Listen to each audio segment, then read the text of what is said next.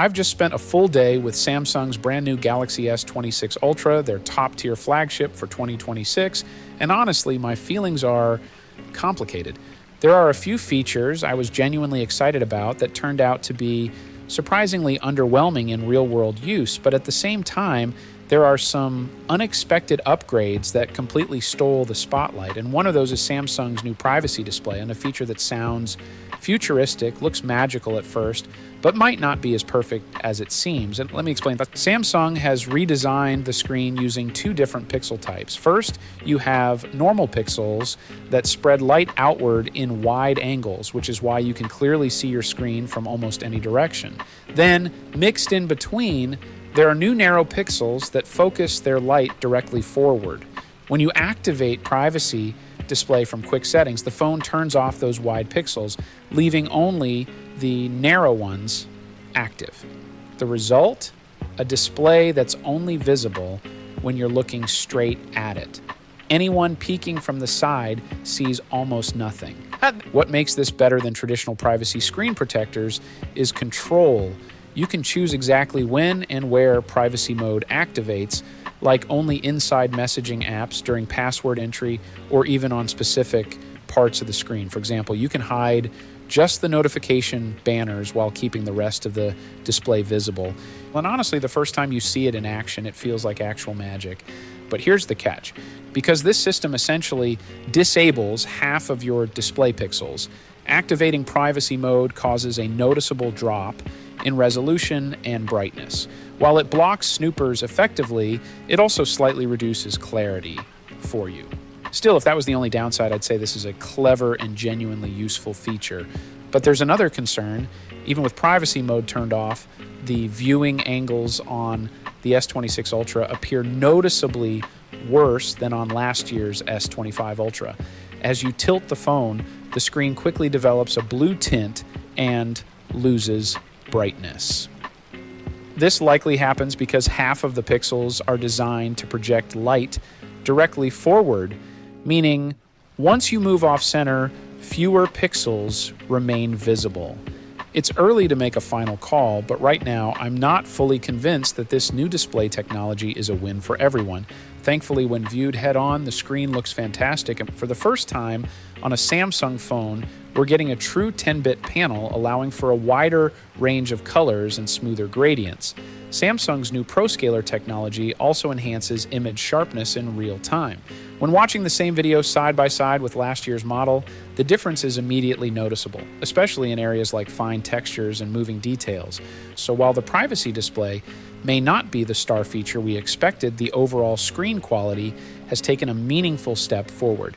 Design-wise, the upgrades are subtle, but they add up. The corners are softer, the edges curve more gently into the display, and the phone feels more comfortable in hand. It's slightly lighter and thinner, going from 8.2 millimeters down to 7.9 millimeters, making it Samsung's thinnest Ultra ever. Even the S Pen has been slimmed down to match.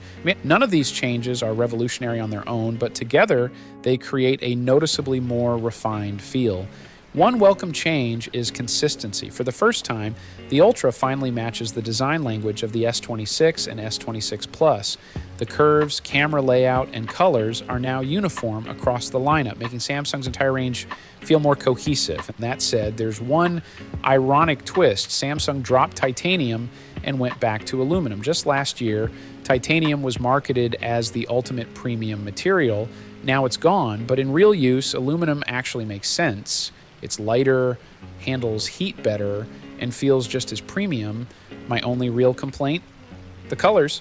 Samsung used to be bold. Now everything looks like it belongs in a grayscale filter. With aluminum being so easy to color, it's strange that there isn't even one vibrant option. Moving on to cameras, this is another area where the upgrades are subtle but meaningful. On paper, the hardware looks unchanged. Same resolution, same sensor sizes, but dig deeper and you'll find three important improvements. And first, low light photography. Samsung widened the apertures on both the main 200 megapixel camera and the telephoto lens, allowing more light to hit the sensors. On top of that, new noise prediction algorithms clean up images before noise even appears. The result? Brighter shots, cleaner shadows, and noticeably less grain. Second, video stabilization. A new feature called horizontal lock constantly tracks how your phone rotates, counteracting movement in real time. Combined with Samsung's already impressive stabilization, the footage looks unbelievably smooth, even while walking. And third, portrait processing. Faces now appear brighter, sharper, and more detailed, with better highlight control. Skin textures look natural, eyes sparkle slightly, and harsh lighting is handled more gracefully. Best of all, this improved processing applies to the selfie camera as well, without heavy beautification filters. And there are also smaller tweaks. Auto framing now records in 4K instead of 1080p. Lens elements reduce flare, and this is Samsung's first phone to support APV video format for ultra high quality editing workflows, and all solid improvements, but still not enough to dethrone the very best camera phones out there. Performance wise, the specs are strong but predictable. Every S26 Ultra gets 12 to 16 gigabytes of RAM, and the new Snapdragon 8 Elite Gen 5 for Galaxy, a chip about 20% faster than last year. Excellent performance, terrible naming scheme. Battery life, however, is where things get a bit disappointing.